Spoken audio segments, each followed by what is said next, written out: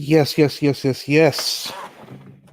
Hello, hello, hello. Thank you once again for tuning in to another Jordan Live banger. My name is Jordan Live. Here on this Thursday, we made it another day. Made it another day. You gotta love it. You gotta love it when you make it another day because at the end of the day, again, there is somebody today that didn't make it. But again, you listening, me here, we made it. We made it. Hold on 1 second. Let me go ahead and get my stuff right. Plug that in there. Sorry about that. Okay, here we go. Here we go. Here we go. Thank you, everybody, for tuning in to another live Jordan Live banger. But here's the thing. When you see mental health in the header, it's going to be a little different. No music, no monkey-ish, just straight talking the facts. And on this particular Thursday, without going too much in topic, wake up, I look on Twitter, and what do I see? I see, unfortunately, breaking news. Another school shooting in Santa Clara, California. One dead, I believe 2 or 3 others in critical condition. And in the midst of looking at that, I've seen this video on Twitter. Now, it's another topic as far as people using mental health to excuse people's actions. That's another topic in itself. But when it's real life and real people, then we got to talk about it because one of my favorite boxers is Tyson Fury. And Tyson Fury, if you don't know, he's had a long history of depression, drug use, and he speaks about it. But the way he speaks about it in this interview is just so candid that I had to review it. I had to listen to it again, and I just want to break it down, of course, in my perspective. Again, when you see mental health in the conversation and you see mental health in the header, that's when you know it's going to be serious. So I don't have too much long on here, so let me go ahead and get started. Again, this is Tyson Fury. He's speaking to the Allen Brazil Sports Breakfast, some sports show, I don't know. However, he's speaking on some real. He's speaking about his life. He's speaking about his experiences. And I have to play it. I've played the Tyson Fury clip before, but I have to play this again. Have to play it. Go to it right now. All right. Here it is. This is Tyson Fury speaking about his life or speaking about what's happened to him in past years. There's a lot of people out there suffering with mental health. It's a big epidemic at the moment. You know, the government's going to spend 800 odd million quid on mental health. And I think there's a lot of people that need hope, help, and the will to just go forward and open up to people. And this book gives a real insight in what it's like to bottle it all up and not tell anyone and hide it and be ashamed of it. And it gives you an insight on what it's like to come out. Well, Tyson, did that come to you early when you were at school? Now, he's just speaking as far as just coming out with it and being, because of course, hindsight is 2020. Hindsight is 2020.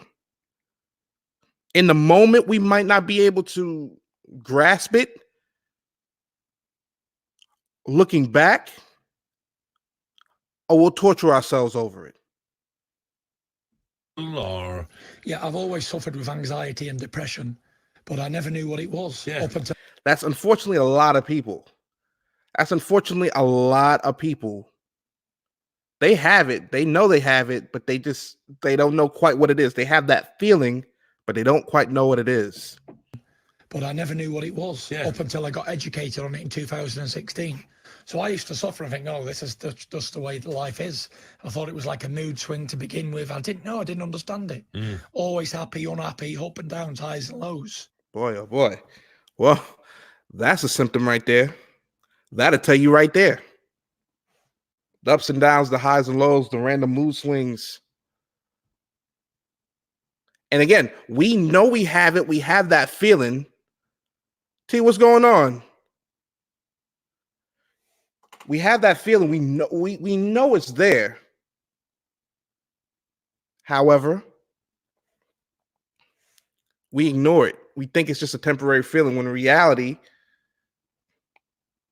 it goes way deeper than that.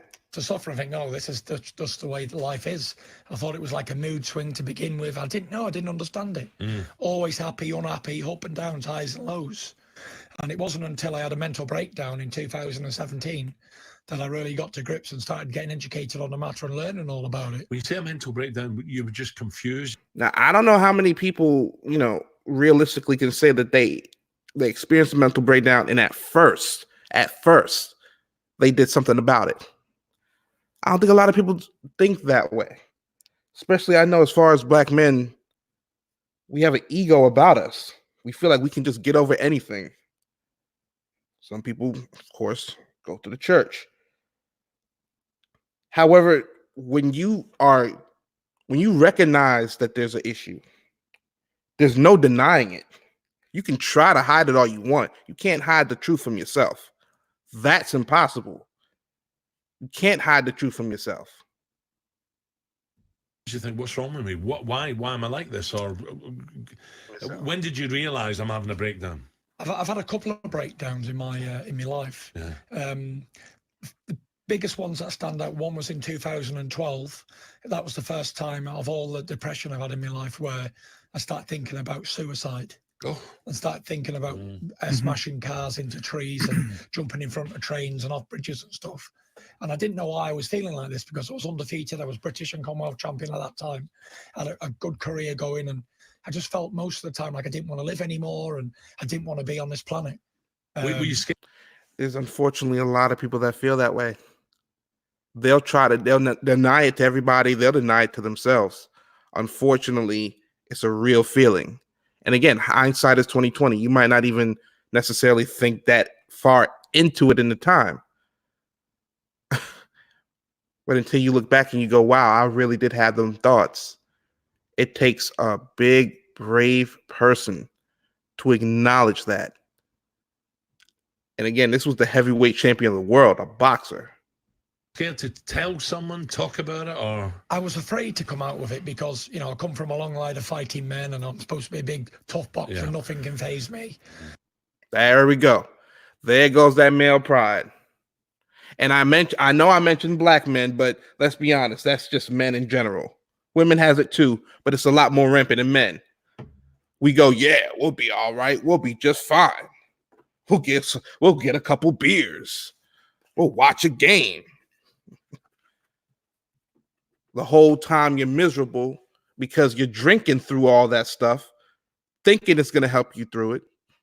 And then guess what? Those problems are still standing right there, smacking you in your ass. And I don't mean to be sarcastic. I mean to be serious on this topic. Because again, when you see mental health in the conversation in the header, that's how you know it's for real. And all of a sudden I've got all these problems and I feel as vulnerable as a child. Could this actually be your greatest achievement? Could this be greater than boxing, what you're doing here? Making awareness of this, because make no mistake about it, you'll know better than me. 10, 15, 20, 30 years ago, nobody spoke about it. I think this is bigger than boxing, much bigger than boxing. And this is the reason I came back and made a second career, second journey. Not for any other reason other than to document and to let people know how you can come back from suicide to back to the top. And this is chapter 8 in the book, isn't it? I have a whole lot of stories and I have a whole lot to say, but I'm a type of person where I like to get to a goal. I like to get to a milestone. And then when I get to a milestone, I celebrate. I say that because I'm close to getting to 100 subscribers. When I get to 100 subscribers, I'm definitely going to give just a personal story of mine. because the first 100 subscribers is going to be the base. I salute y'all. I salute everybody who watches. I salute everybody.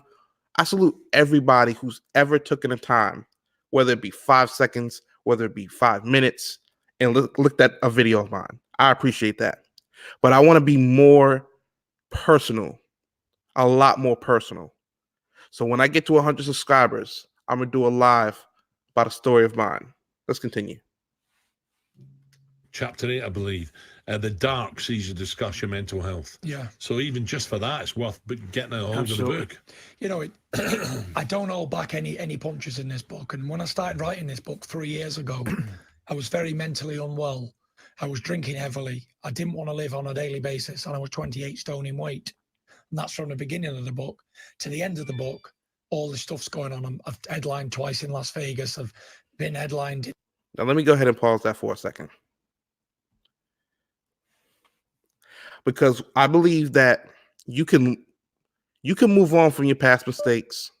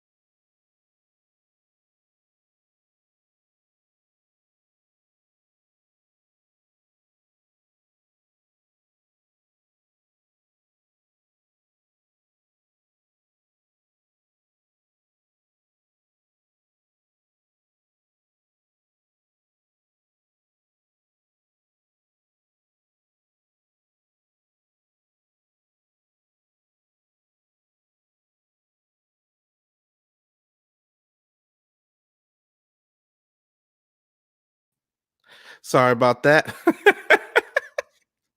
You gotta love the producer skills, huh? You have to love the producer skills. My laptop done died on me. My bad, y'all. Sorry about that. Sorry about that. I'm back. Sorry about that. But I was saying before that when you go through something, I think it's more important, especially if you go through it, unfortunately, right? Because who likes to go through things, right?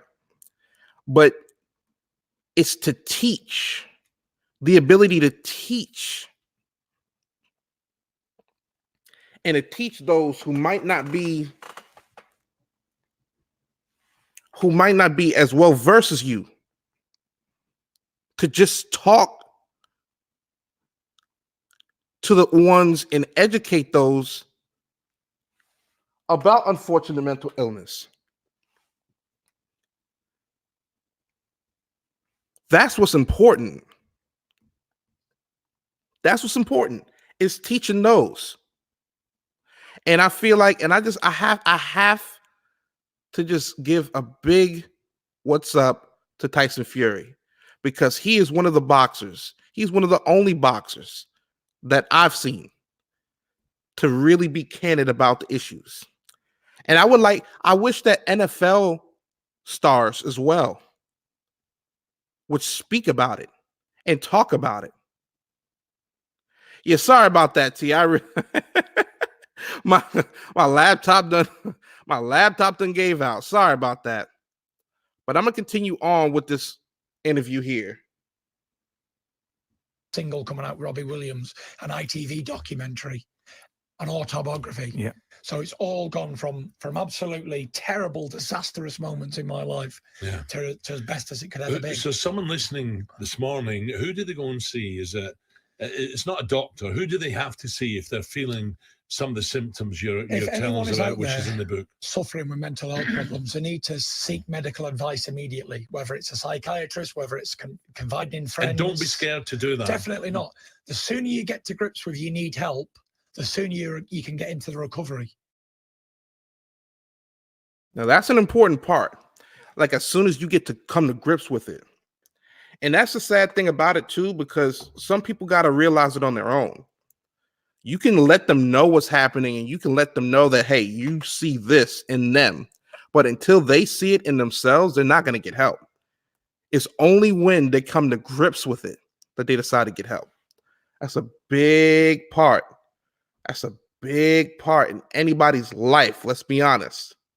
If I would have went 10 years ago, I may not have had the breakdown. I may not have been through all this trauma.